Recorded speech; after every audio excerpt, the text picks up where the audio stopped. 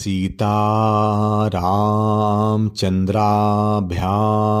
नमः। श्रीमद् वाल्मीकि रामायण अयोध्या कांड 32वां सर्ग। सीता सहित श्री राम का वशिष्ठ पुत्र सुयज्ञ को बुलाकर उनके तथा उनकी पत्नी के लिए बहुमूल्य आभूषण, रत्न और धन आदि का दान तथा लक्ष्मण सहित श्री राम द्वारा ब्राह्मणों, ब्रह्मचारियों, सेवकों, त्रिजट ब्राह्मण और स्वजनों को धन का वितरण। तदंतर अपने भाई श्री राम की प्रिय कारक एवं हितकारक आज्ञा पाकर लक्ष्मण वहां से चल दिए। उन्होंने शीघ्र ही गुरुपुत्र सुयज्ञ के घर में प्रवेश किया। उस समय विप्रवर सुयज्ञ अग्निशाला में बैठे हुए थे। लक्ष्मण ने उन्हें प्रणाम करके कहा, सखे, दुष्कर कर्म करने वाले श्री रामचंद्र जी के घर पर आओ और उनका कार्य देखो। सुयज्ञ ने मध्याह्न काल की संध्योपासना पूरी करके लक्ष्मण के साथ जाकर श्री राम के रमणीय भवन में प्रवेश किया, जो लक्ष्मी से संपन्न था।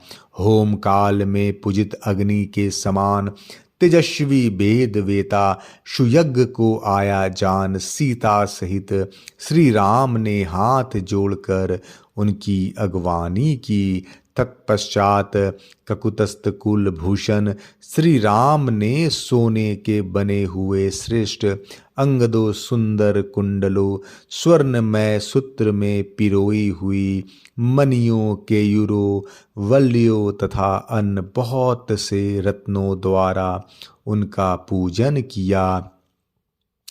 इसके बाद सीता की प्रेरणा से श्री राम ने सुयज्ञ से कहा, सौम्य, तुम्हारी पत्नी की सखी सीता तुम्हें अपना हार, स्वर्ण सूत्र और करधनी देना चाहती है। इन वस्तुओं को अपनी पत्नी के लिए ले जाओ। वन की को प्रस्थान करने वाली तुम्हारी स्त्री की सखी सीता तुम्हें तुम्हारी पत्नी के लिए विचित्र अंगद और सुंदर केयूर भी देना चाहती है।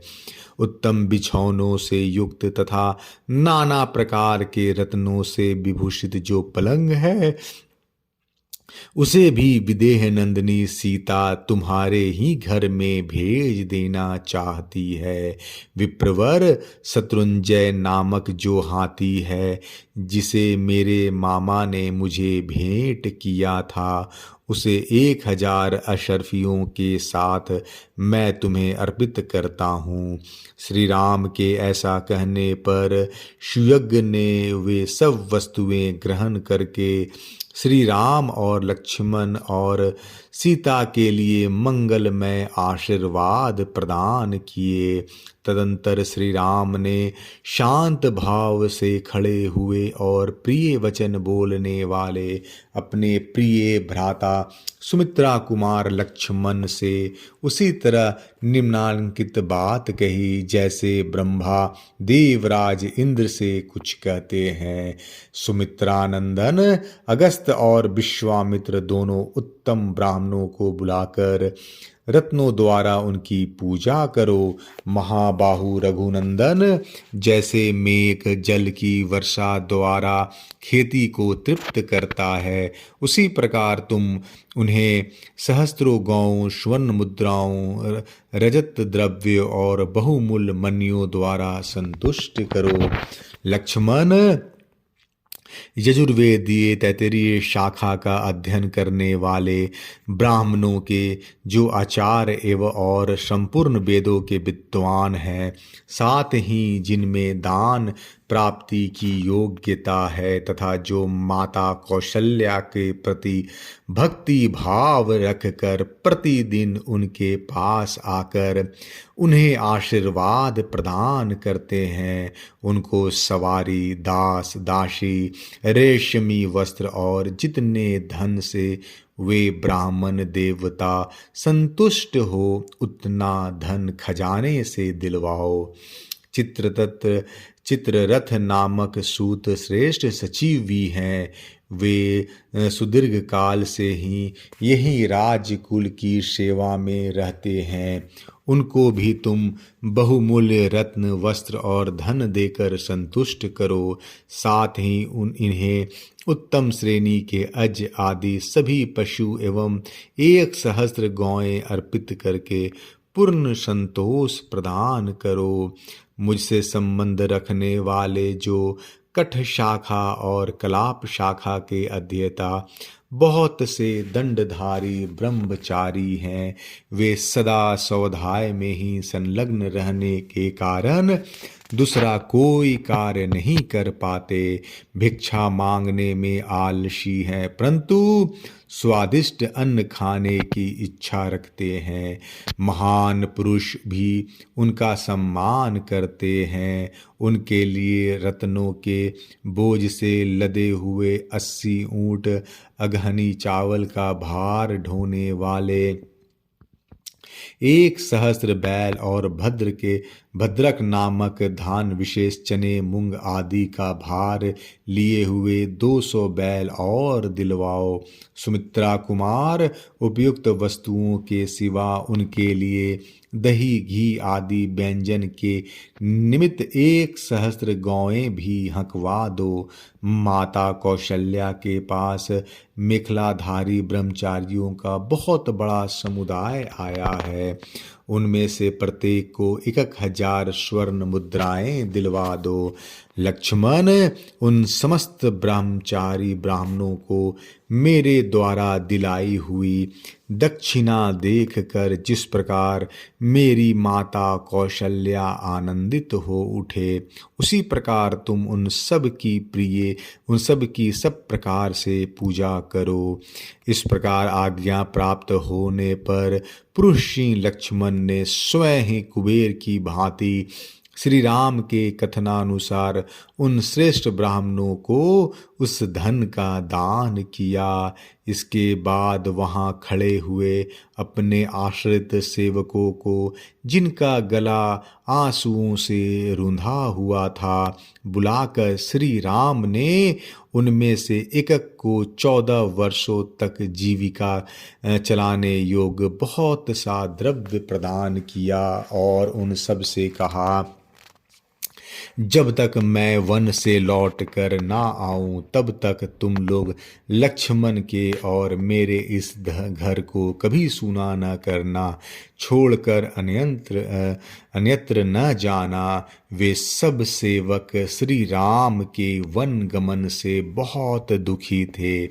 उनसे उपयुक्त बात कहकर श्री राम अपने धनाध्यक्ष खजांची से बोले, खजाने में मेरा जितना धन है वो सब ले आओ।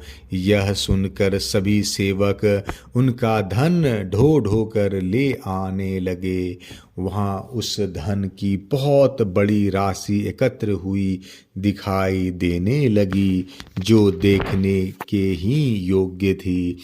तब लक्ष्मण सहित पुरुषी श्री राम ने बालक और बूढ़े ब्राह्मणों तथा दीन दुखियों को वह सारा धन बंटवा दिया। उन दिनों वहाँ अयोध्या के आसपास वन में त्रिजट नाम वाले एक गर्ग गोत्रीय ब्राह्मण रहते थे। उनके पास जीविका का कोई साधन नहीं था, इसलिए उपवास आदि के कारण उनके शरीर का रंग पीला पड़ गया था। वे सदा फाल, कुदाल और हल लिए वन में फल मूल की तलाश में घुमा करते थे। वे स्वयं तो बूढ़े हो चले थे, परंतु उनकी पत्नी अभी तरुणी थी। उसके छोटे बच्चों को लेकर ब्राह्मण देवता से यह बात कही, प्राणनाथ, यद्यपि स्त्रियों के लिए पति ही देवता है, अतः मुझे आपको आदेश देने का कोई अधिकार नहीं है। तथापि मैं आपकी भक्त हूँ, इसलिए विनयपूर्वक यह अनुरोध करती हूँ कि आप यह फाल और कुदाल फेर रख कर मेरा कहना कीजिए। धर्मज्ञ श्री रामचंद्र जी से मिलिए। यदि आप ऐसा करें तो वहाँ अवश्य कुछ पा जाएंगे। पत्नी की बात सुनकर ब्राह्मण एक फटी धोती, जिसमें मुश्किल से शरीर ढक पाता था, पहनकर उस मार्ग पर चल दिए जहाँ श्री रामचंद्र जी का महल था। भृगु और अंगिरा के समान तेजस्वी त्रिजट जन समुदाय के बीच में होकर श्री राम भवन की 5वीं ड्योढ़ी तक चले गए, परंतु उनके लिए किसी ने रोक टोक नहीं की। उस समय श्री राम के पास पहुंचकर त्रिजट ने कहा, महाबली राजकुमार, मैं निर्धन हूँ, मेरे बहुत से पुत्र हैं, जीविका नष्ट हो जाने से सदा वन में ही रहता हूँ, आप मुझ पर कृपा दृष्टि कीजिए। तब श्री राम ने विनोद पूर्वक कहा, ब्राह्मण, मेरे पास असंख्य गौएं हैं, इनमें से 1 सहस्त्र का भी मैंने अभी तक किसी को दान नहीं किया है। आप अपना डंडा जितनी दूर फेंक सकेंगे वहां तक की सारी गौएं आपको मिल जाएंगी। यह सुनकर उन्होंने बड़ी तेजी के साथ धोती के पल्ले को सब ओर से कमर में लपेट लिया और अपनी सारी शक्ति लगाकर डंडे को बड़े बेग से घुमाकर फेंका।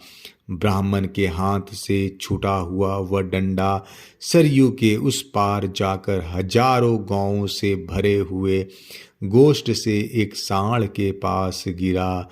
धर्मात्मा श्री राम ने त्रिजट को छाती से लगा लिया और उस सरयू से लेकर उस पार गिरे हुए डंडे के स्थान तक जितनी गौएं थी उन सब को मंगवाकर त्रिजट के आश्रम पर भेज दिया। उस समय श्री राम ने गर्गवंशी त्रिजट को संतावना देते हुए कहा, ब्राह्मण, मैंने विनोद में यह बात कही थी, आप इसके लिए बुरा ना मानिएगा।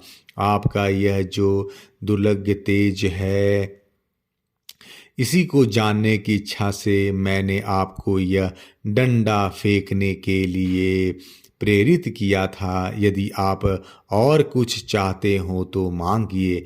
मैं सच कहता हूँ कि इसमें आपके लिए कोई संकोच की बात नहीं है। मेरे पास जो धन है वह सब ब्राह्मणों के लिए ही है। आप जैसे ब्राह्मणों को शास्त्रीय विधि के अनुसार दान देने से मेरे द्वारा उपार्जित किया हुआ धन मेरे यश की वृद्धि करने वाला होगा। गौओं के उस महान समूह को पाकर पत्नी सहित महामुनि त्रिजट को बड़ी प्रसन्नता हुई। वे महात्मा श्री राम को यश, बल, प्रीति और सुख बढ़ाने वाले आशीर्वाद देने लगे। तदंतर पुण्य पराक्रमी भगवान श्री राम धर्म बल से उपार्जित किए हुए उस महान धन को लोगों के यथा योग सम्मान पूर्ण वचनों से प्रेरित हो बहुत देर तक अपने सुहृदों में बांटते रहे। उस समय वहाँ कोई भी ब्राह्मण, सुहृद, सेवक, दरिद्र अथवा भिक्षुक ऐसा नहीं था जो श्री राम के यथा योग सम्मान, दान और तथा आदर सत्कार से तृप्त नहीं किया गया हो। अयोध्या कांड 32वां सर्ग समाप्त। जय श्री राम।